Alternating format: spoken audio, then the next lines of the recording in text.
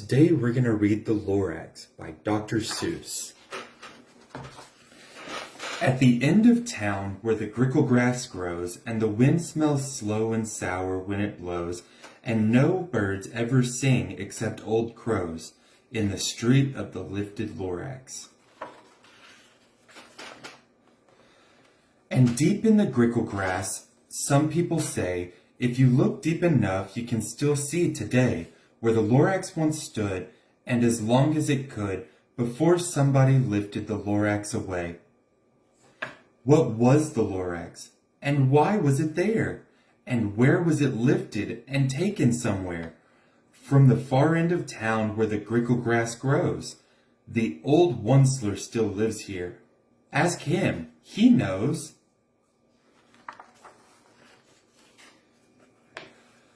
You won't see the Onceler. Don't knock at his door. He stays in his lurkum, on top of the store.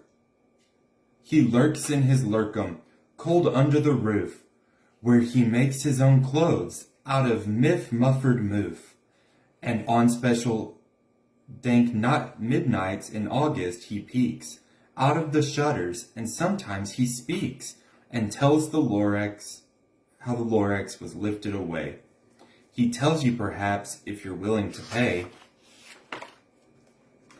On the end of a rope he lets down a tin pail, and you have to toss in 15 cents and a nail, and the shell of a great-great-great-grandfather snail.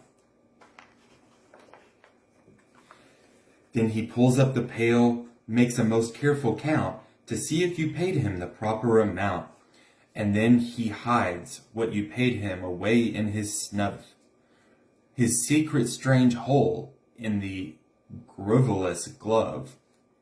Then he grunts, I will call you by whisper my phone, for the secrets I tell are for your ears alone. Slop! Down slops the whisper-ma-phone to your ear, and the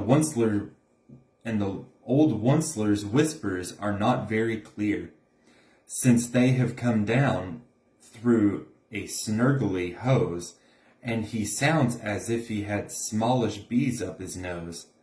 Now I'll tell you, he says, with his teeth sounding gray, how the Lorax got lifted and taken away. It all started way back, such a long time back. Way back in the days when the grass was still green, and the pond was still wet, and the clouds were still clean, and the song of the swami swans rang in the space. One morning I came to this glorious place, and I saw the trees, the truffula trees, the bright-colored tufts of the truffula trees, mile after mile in the fresh morning breeze. And under the trees I saw brown barbaloots, frisking about in their barbaloot suits, as they played in the shade and ate tuffula fruits. From the rippleless pond came the comfortable sound of humming fish humming while splashing around. But those truffula trees, those truffula trees. All my life I'd been searching for trees such as these. The touch of their tufts was much softer than silk, and they had such sweet smell of fresh butterfly milk. I felt the great leaping of joy in my heart. I knew what I'd do. I unloaded my cart. In no time at all, I had built a small shop. Then I chopped down a truffula tree with just one chop.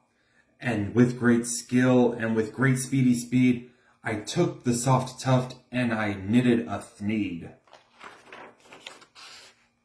The instant I'd finished, I heard a gazump. I looked. I saw something pop out of the stump of the tree I'd chopped down. It was a sort of man. Describe him? That's hard. I don't know if I can. He was shortish and oldish and brownish and mossy. He spoke with a voice that was sharpish and bossy. Mister, I said with a sawdusty sneeze. He said with a sawdusty sneeze, I am the Lorax. I speak for the trees.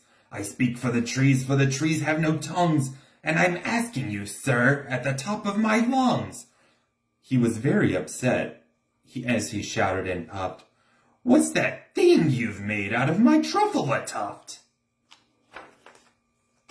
"Look, Lorax," I said, "there's no cause for alarm. I chopped down just one tree. I am doing no harm. I'm being quite useful. This thing is a thneed. A thneed's a fine something that all people need. It's a shirt, it's a sock, it's a glove, it's a hat. But it has other uses, yes, far beyond that. You can use it for carpets, for pillows, for sheets, or curtains, or bicycle seats." The Lorax said, "Sir, you're crazy with greed. There's no one on earth who would need that full thneed." But the very next minute I proved he was wrong. For just that minute a chap came along, and he thought that the thneed I had needed was great. He happily bought it for $3.98. I laughed at the Lorax. "You poor stupid fool. You never can tell me what someone will buy." "I repeat," cried the Lorax, "I speak for the trees." "I'm busy," I told him. "Shut up, if you please." I rushed across the room and in no time at all built a radio phone. I put in a quick call. I called all my brothers and uncles and aunts and said, "Listen here. Here's a wonderful chance for the whole Onceler family to get mighty rich. Get over here fast. Take the road to North Nitch. Turn left at Weehawken. Sharp right at South Stitch." And in no time at all, the factory I built, the whole Onceler family was working full tilt. We were all knitting thneeds, just as busy as bees, to the sound of the chopping of truffle trees. Then, oh baby, oh, how my business did grow. Now chopping one tree at a time was too slow. So I quickly invented my super axe hacker, which whacked off 4 truffle trees at one smacker. We were making thneeds 4 times as fast as before. And the Lorax? He didn't show up anymore. But the next week he knocked on my new office door. He snapped, "I'm the Lorax who speaks for the trees, which you seem to be chopping as fast as you please. But I'm also in charge of brown barbaloots, who played in the shades of the barbaloot suits and happily lived eating truffle fruits. Now, thanks to your hacking my trees to the ground, there's not enough truffle fruit to go round, and my poor barbaloots are all getting the crummies because they have gas and no food in their tummies. They loved living here, but I can't let them stay. They'll have to find food, and I hope that they may. Good luck, boys," he cried, and he sent them away. I, the Onceler, felt sad, and I watched them all go. But business is business, and business must grow, regardless of crummies and tummies, you know. I meant no harm. I most truly did not. But I had to grow bigger, so bigger I got. I biggered my factory, I biggered my roads, I biggered my wagons, I biggered my loads of thneeds I shipped out. I was shipping them forth, to the south, to the east, to the west, to the north. I went right on biggering, selling more thneeds, and I biggered my money, which everyone needs. Then again he came back. I was fixing my pipes, when that old nuisance Lorax came back with more gripes. "I am the Lorax," he coughed as he whiffed. He sneezed and he snuffled, he snargled and sniffed. "Onceler," he cried with a cruffulous croak, "Onceler, you're making such smogulous smoke. My poor swami swans, why they can't sing a note. No one can sing who has smog in his throat." "And so, the Lorax, please pardon my cough. They cannot live here, so I'm sending them off. Where will they go? I don't hopefully know. They may have to fly for a month or a year to escape the smog that you've smogged up around here." "What's more," snapped the Lorax, his dander was up, Let me say a few words about this gloopity-glop.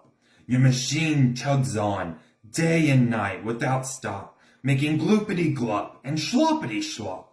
And what do you do with this leftover goo? I'll show you, you dirtly old onceler man, you. You're glumping the pond, hear the humming fish hummed. No one can hum, for their gills are all gummed. No, I'm sending them off. Oh, their future is dreary. They'll walk on their fins and get woefully weary in search of some water that isn't so smeary. And then I got mad. I got terribly mad. I yelled at the Lorax, "Now listen here, Dad. All of this yap and say bad, bad, bad. Well, I have my rights, sir, and I'm telling you, I intend to go on doing just what I do. And for your information, you Lorax, I'm biggering, and biggering, and biggering, and biggering, turning more truffle trees into thneeds with everyone needs."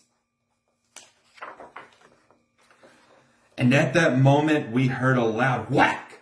From outside the field came a sickening smack of an axe on a tree. Then we heard the tree fall, the very last truffle tree of them all. No more trees, no more thneeds, no more work to be done. So in no time, my uncles and aunts, everyone, all waved me goodbye. They jumped into my cars and drove away under the smoke-smuggered stars. Now all that was left neath the bad-smelling sky was my big empty factory, the Lorax and I. The Lorax said nothing, just gave me a glance.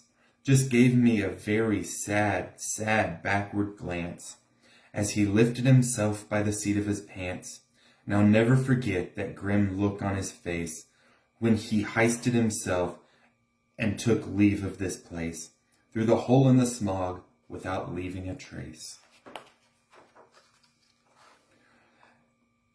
And all that the Lorax left here in this mess was a small pile of rocks with one word, unless.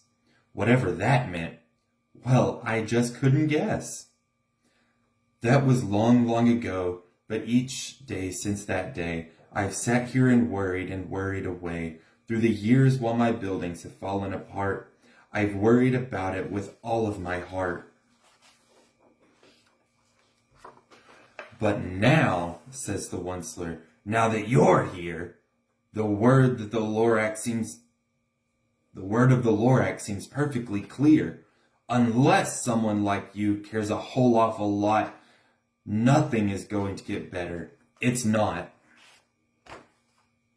So, catch, calls the Onceler. He lets something fall. It's a truffle seed. It's the last one of all.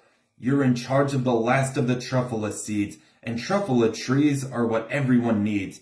Plant a new truffle, treat it with care, give it clean water, and feed it fresh air. Grow a forest, protect it from axes that hack. Then the Lorax and all of his friends may come back. And that's the end. I hope you've enjoyed listening and reading along to The Lorax by Dr. Seuss.